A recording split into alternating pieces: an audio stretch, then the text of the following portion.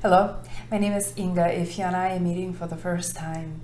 And in this video, I want to share with you my latest testimony of how the Lord provided the help and how He just reached His hand of help in a difficult time when I had absolutely no control over the circumstances.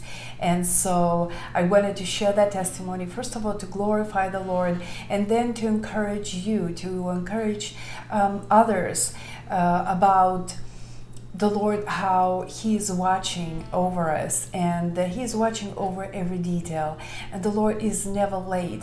And so I encourage you to watch it until the end and hear the testimonies. There will be 3 testimonies from my last trip to Lithuania, and I hope it will encourage you. And I also wanted to share a couple of lessons that I was inspired to do in this video.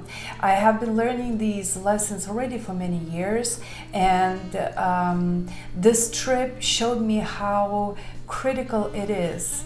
It is absolutely imperative to manage ourselves when it comes to the faith, holding on to faith, no matter what circumstances are around us, and also ability to manage ourselves, the mindset, and our focus. So watch it until the end, and I hope this video will be useful to you and benefit and will be a blessing to you.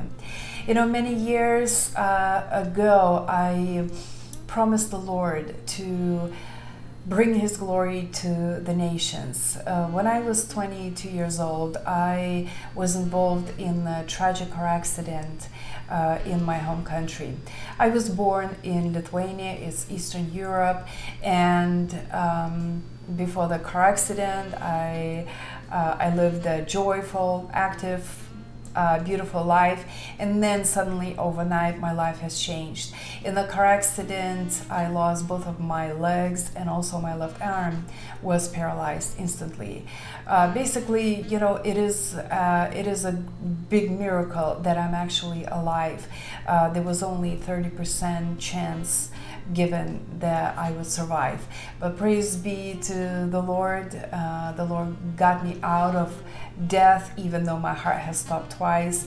And after the car accident, later on, maybe a year since the event, the Lord one day spoke to me. I received my revelation while reading the Holy Scriptures, and the Lord said that He was going to heal me. He was going to restore my life, and in all of that, there will be a lot of glory to Him. At that time, my life seemed absolutely crushed, absolutely destroyed, with no chance to restore my life, because Lithuania was not really wheelchair accessible as my home city. I was raised in the capital of the country, Vilnius, and at the time it was not accessible for the wheelchair, and basically losing your legs meant to lose your life. I was not able to leave my home. I was not able to lead a normal active life, and so it seemed impossible. But I decided to trust the Lord, and I said, okay, show me your glory, show me yourself, and show me what you can do, show me your power, Lord, and I will bring your glory to the nations. And really my life since then truly became just entire life is a collection of many stories, many testimonies of answered prayers, and I have written a book about it where I share my story of how I was able to recover my life after the crash, and that book is called Unstoppable. It's a choice, and I will leave the link to where you could obtain the book in the description. And so in this video, I want to share my newest testimonies, which amazed me and showed me once again how the Lord takes care of His children, of those who seek Him, of those who abide in Him. And I will begin with that I was invited to be a speaker at the Women's Conference on the International Women's Day in Vilnius, Lithuania. And so I was getting ready to go visit my family and speak at the conference. And the event was on March 8th.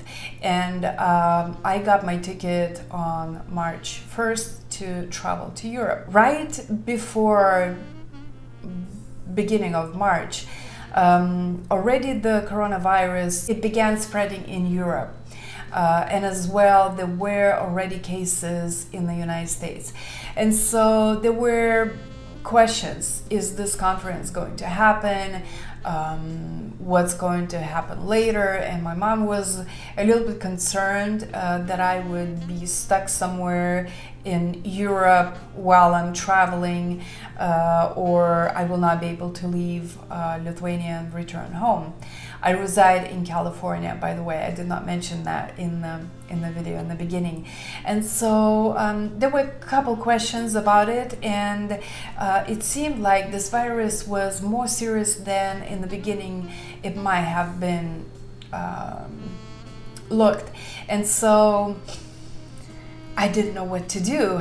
You know, I felt a lot of responsibility, and I just cannot just send a message to the event's organizer and say, sorry, I'm not coming in the last minute, right? So I called out to the Lord in my mind, and I said, Lord, what do? I don't know what to do.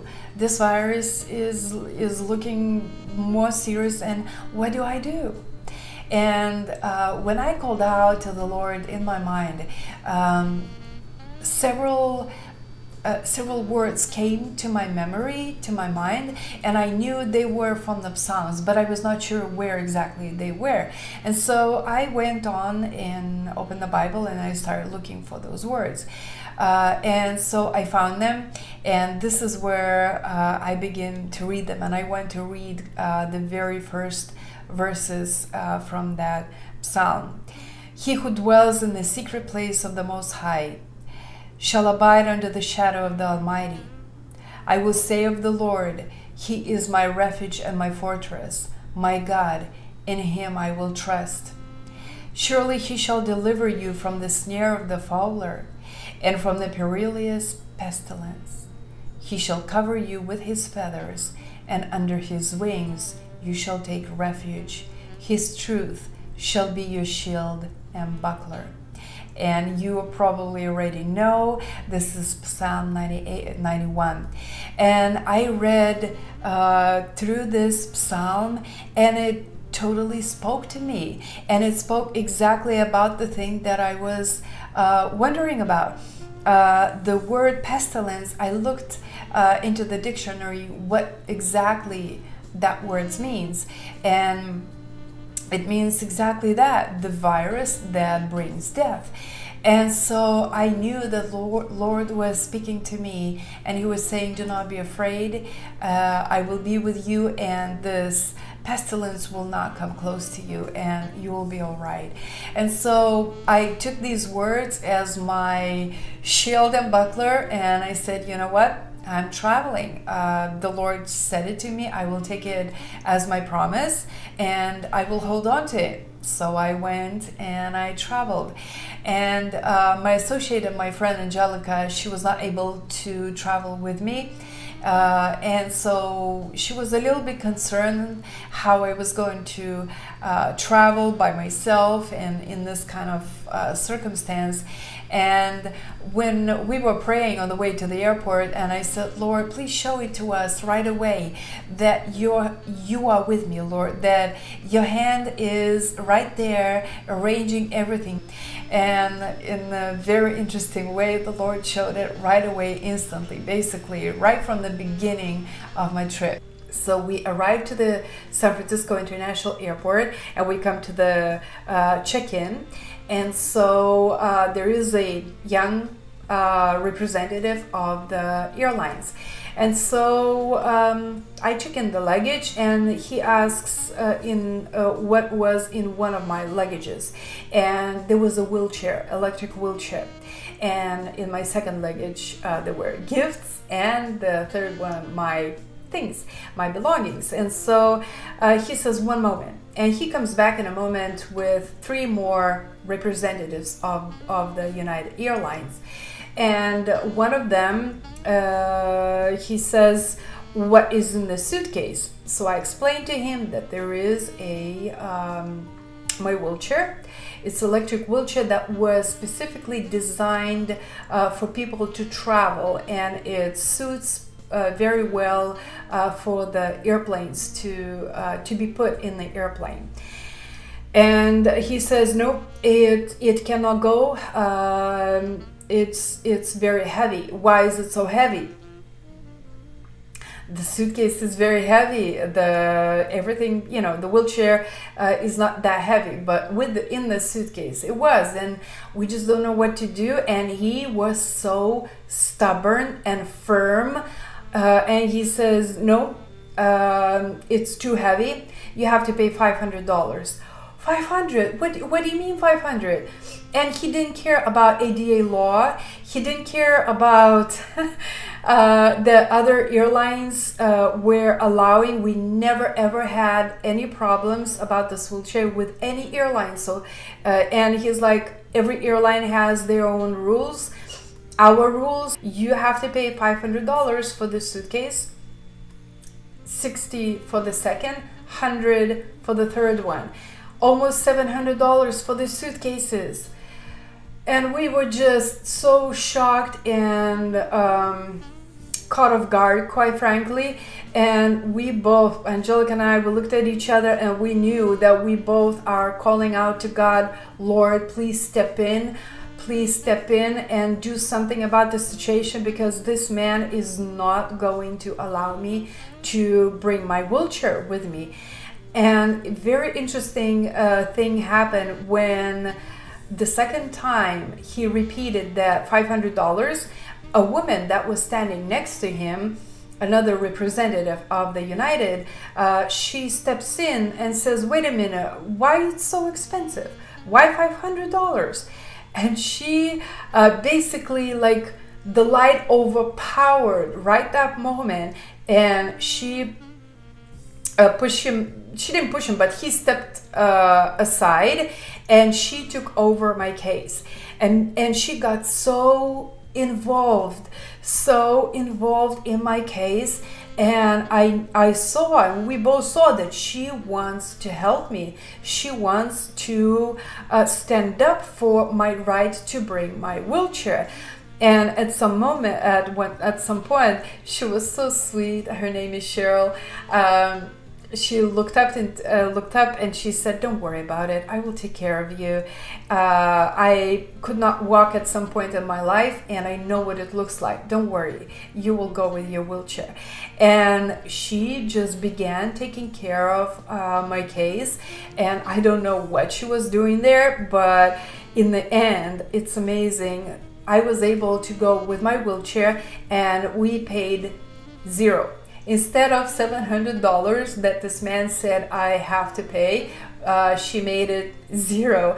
And she chose even the best places in the airplane. She wanted to make sure that I have the most comfortable seats, and that so that I would have empty seats next to me, so I would be able to lay down, because the flight is 11 hours, and that I would be comfortable.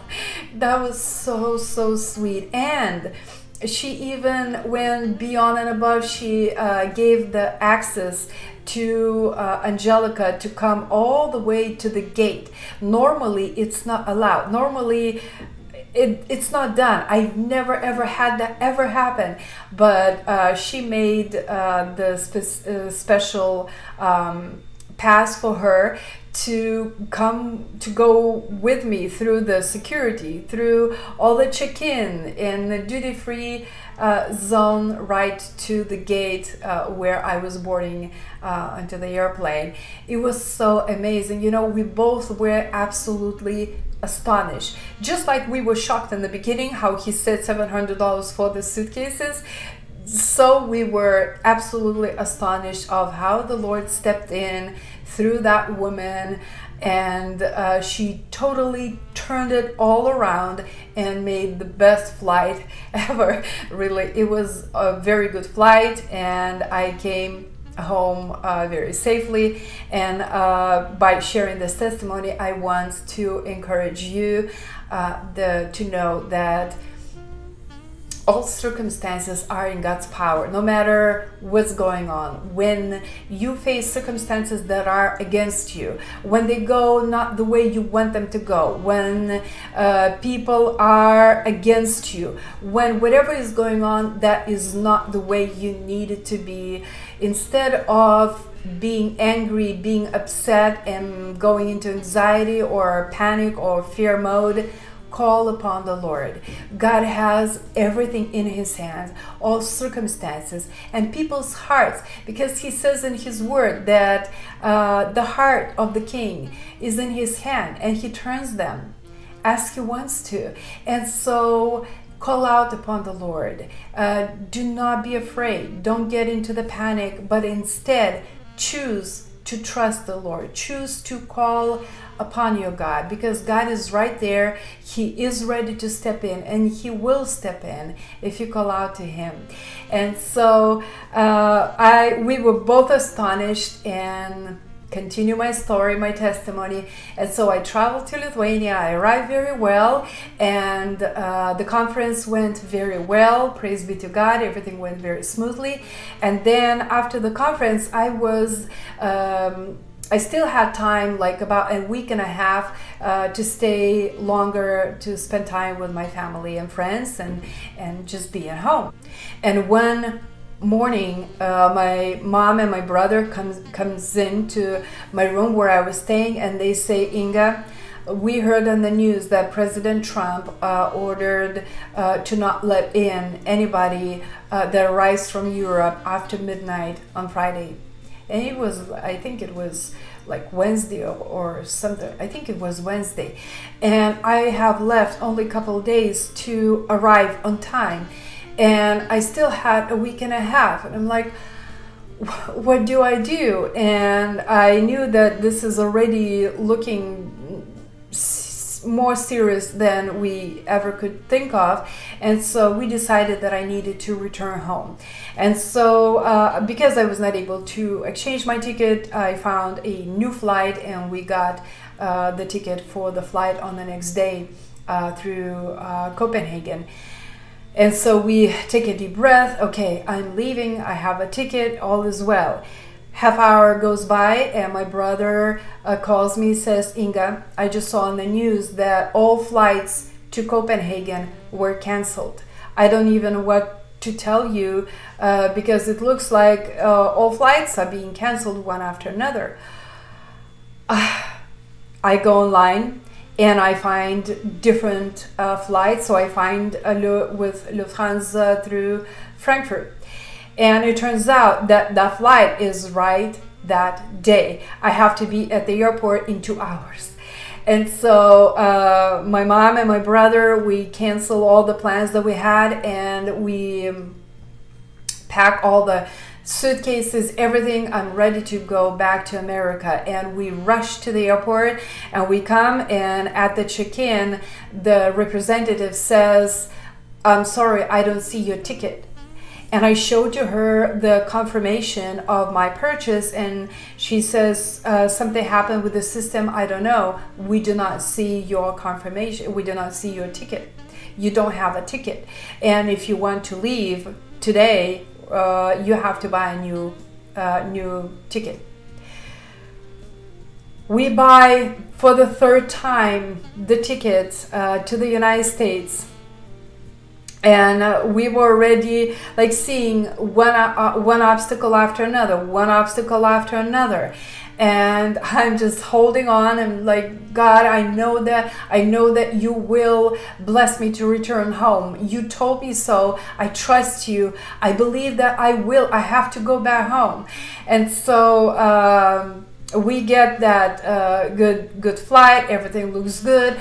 We say goodbye to my mom and my brother, and so I go to the gate, and here's my flight is coming up, and in 10 minutes before the boarding, I learned the news that the flight has been canceled, and there are no reasons why. It's just been canceled.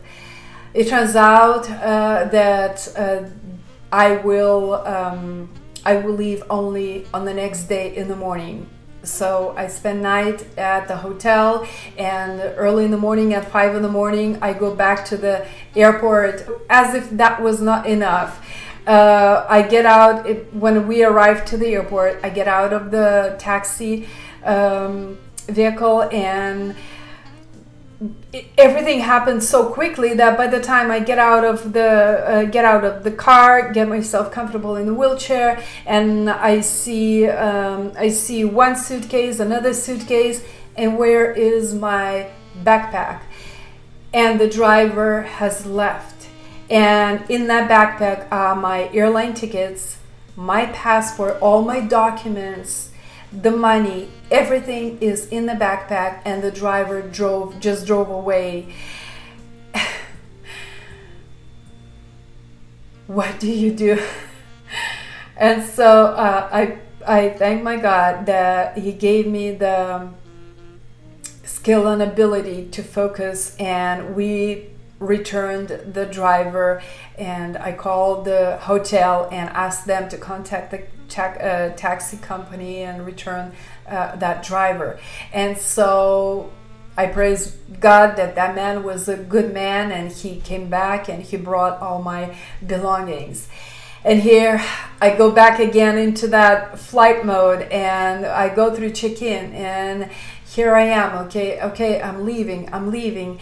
It's all good. And then 5 minutes before the boarding, what do you think? I get the news that the flight has been canceled. There's no airplane.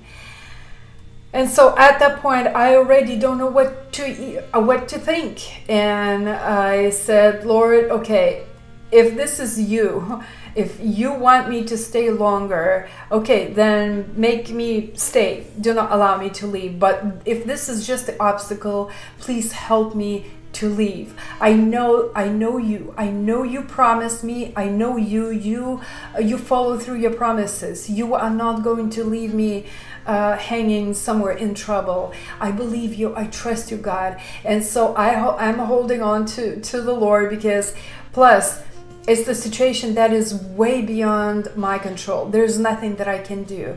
And God and His promise is the only thing that you can hold on to. And actually sometimes it's the best circumstance to appear, because then you see the power of God, you see the miracle.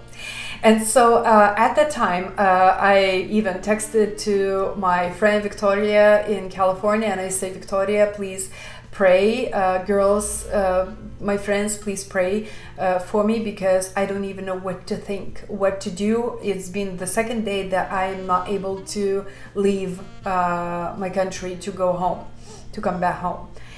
And so soon I find out that all the passengers will be driven by bus to another city, like an hour and a half away. And then we will fly off from there. Okay, so we are driving to another city, and the flight was okay, everything is good. However, because I lost that time, I lost even several hours, I was late to my second flight from Frankfurt to San Francisco. And so when I arrive, I am not even sure what's going to happen next. And amazingly, to me, as a person with disability, I'm given assistance at the airport. And amazingly, the woman that was with me, that was assigned to me, she basically just was fighting for me as though I was her daughter. She was rushing, she was making every effort to make sure I will be on the next flight to San Francisco. And what happened is that because I was late to my flight with Lufthansa, the next flight was with United Airlines, and something happened there in the computer system that United Airlines could not see my name I don't know what happened, but this woman, I don't even know her name, but she was fighting for me as for her own daughter, and she was arguing with some airline people and convincing them to make some changes and to do something about it, because I had to be on that flight. And it was a difficult process. It was not easy, and I was just blessing her, and I thanking God for His provision, for His help, because that was totally. It was not even normal how wholeheartedly she was fighting for me, for I would be in this next flight to San Francisco. And then after some time, some miracle happened again. Right before already they closed the airplane, all passengers were in the plane, and something happened there in the system. Suddenly they saw my name and they let me into the airplane, and I got on the flight, and I came home. I arrived to San Francisco at 4 p.m. around 4 p.m. when President's order was effective as of midnight on that day. And so I got home and got it on time. And that next day I saw on the news that people who were late, who came after midnight, they were in a big trouble. Airports were full of people who came from Europe, and they had to wait for hours and hours and hours at the airports before they were able to get out of the airport and go wherever they needed to go. So in an amazing way, it's like as though I got into the last train and the Lord arranged everything. And what's interesting? Just as His word says in Romans 8:28 that all things work together for good, the flight was absolutely perfect. In Frankfurt, basically, there was no time between the flights. Basically, I didn't have to wait. Those flights that were canceled, they had a long period of time to wait, especially the one that when the Lufthansa representative said, I don't see your ticket, something happened in the system, we don't see your ticket, buy another ticket. That flight, I would have to wait for about 7 or 10 hours at the airport. And that flight, I didn't have the ticket somehow. Thank God it was like that, because I would have a really miserable time waiting for 10 hours at the airport waiting for my second flight. So all things work together for good. Absolutely all things, even things that seem to us like bad, they are for good, because God has control over everything. And if you pray, if you ask the Lord to lead you, if you ask the Lord to arrange circumstances according to His will and bless you and be with you, just simply trust God no matter what's going on. And in this flight, I saw how critical it is to be steadfast in your faith. In my early times, while I was still learning to trust the Lord, and I meet a lot of people who pray and they ask the Lord to be with them, to bless them, but then something happens and then they start questioning, God, where are you?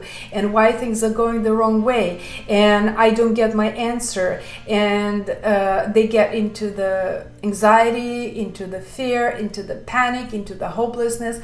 It's like a snowball.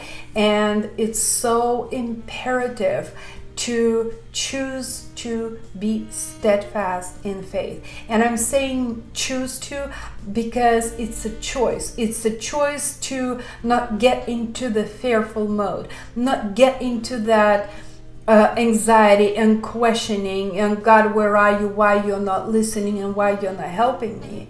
Do not allow yourself to get to that point, but instead choose to trust the Lord and say, you know, God, I trust you, and I know that you have all things under control. You have the power over every circumstance, every person, and you are with me, and I will not be shaken. I will not be moved, because I trust in you, my God. I know you. I know your name. So it's a choice. It's a choice. And before you get into that fearful mode, stop yourself and say, you know what? I'm going to trust God no matter what. And when you choose to trust and you remain in that faith, and expect the Lord to come through to give you help, you will see help, because the Lord God is faithful to His word. He cannot change. He does not change His word, and He acts according to His word. And when you act according to His word and you trust and you basically go according to His word, it will be just as God says. And in the end, even if things go in a different way than you expected, you just know that all things work together for good. It's a mystery to me how it happens. I don't understand it. I have multiple testimonies how bad things happened, and even destructive things and painful things. Actually, eventually I saw that they were for good, and I thank my God for them. So renew your mind according to the word of God. Just choose to be steadfast in faith, and just know that everything in your life is under God's control. If you abide in Him, if you obey Him, if you love the Lord, which means you live according to His commands, you follow God's word, and you pray and you expect the Lord to answer. Just simply choose to trust Him no matter what's going on, and you will see God's blessing. And then eventually you will see that it was for your own good, because God has better plan. He sees everything ahead of you, and He does what He does to fulfill His will ultimately, and to do good you in the end. And all things work together for good. Just simply know that. And the second thing, that once again I saw how imperative it is to manage yourself. Oftentimes people assign their unfortunate things that happen in their life to the enemy, to other people, to the circumstances. They blame somebody, or God did not hear me, He's not listening, or where is God? I don't know, God is not listening, He left me, and so on and so forth. But actually, a lot of things depend on us. We are the ones that can basically screw up, so to speak, right? We can be the ones that make things go the wrong way. Now, going back to this experience, can you imagine what would have happened when I found out that the taxi driver just drove away right in front of me with my backpack with all my documents and the airline tickets and the money and everything? What would have happened if I allowed my emotions, my feelings escalate and take over me? Can you imagine? That would be it. I would say, this is it, it's gone. The driver is somewhere in the city. How do I know? How can I catch him? And if I would escalate in my emotions, I really doubt I would have left that day. And it would be stress beyond the normal. I don't even know. It's scary for me to even think about it.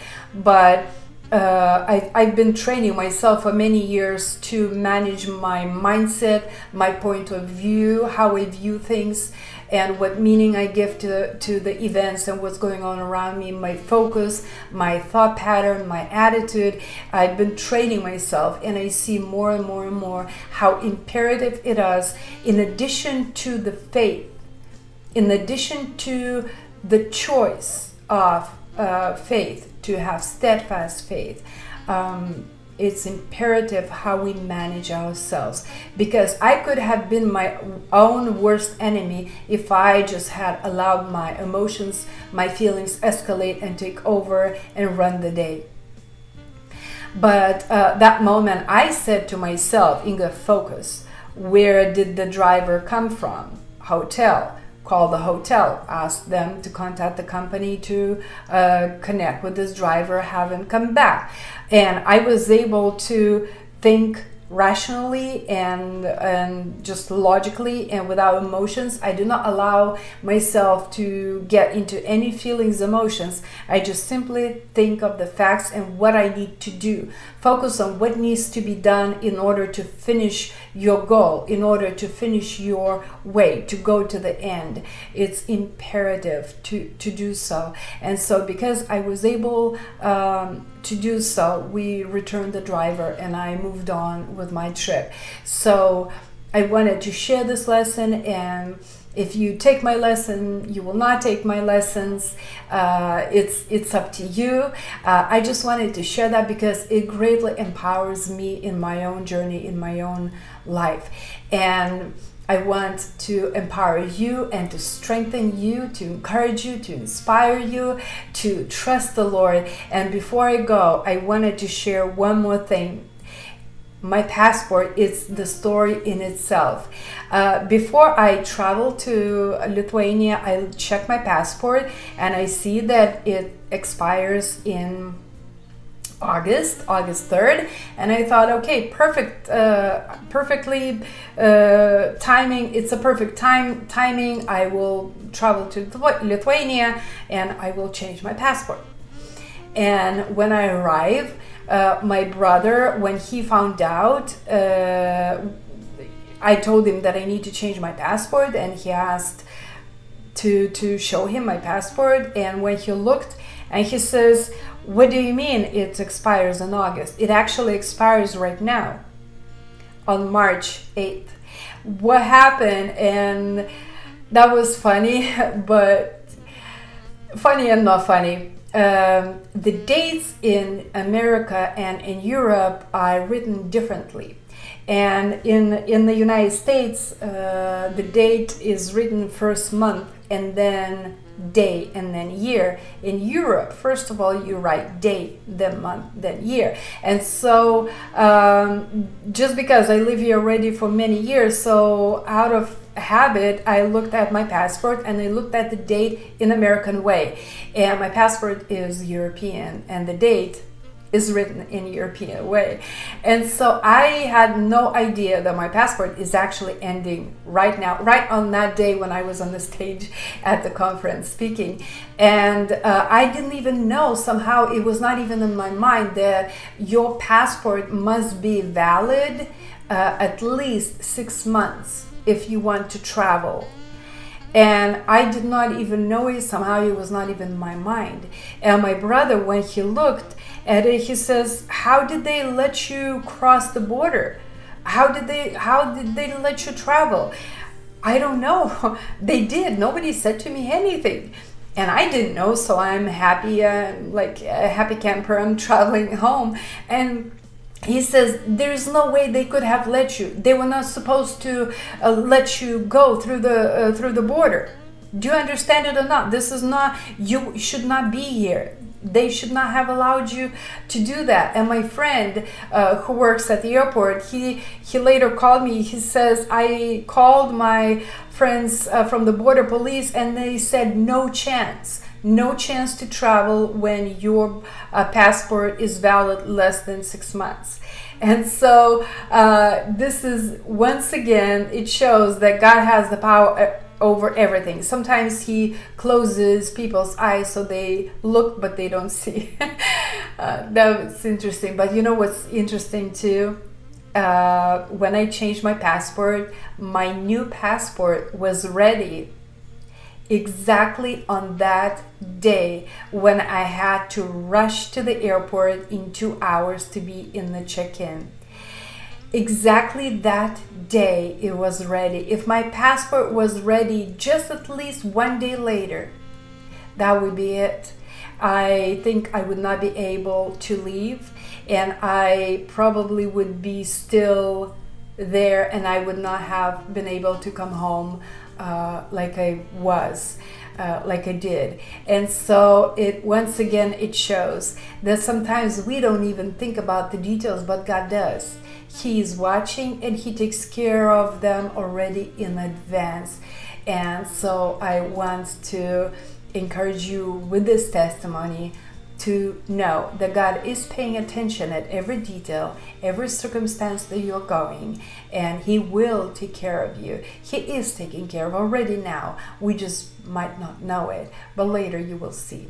So be encouraged and be blessed. And I will say bye for now, because I have so many testimonies that I am excited and very thrilled to share, and I invite you to subscribe to my channel to get the new updates and new testimonies that will encourage you and show the power of our God. So be blessed, be encouraged, and I'll see you again.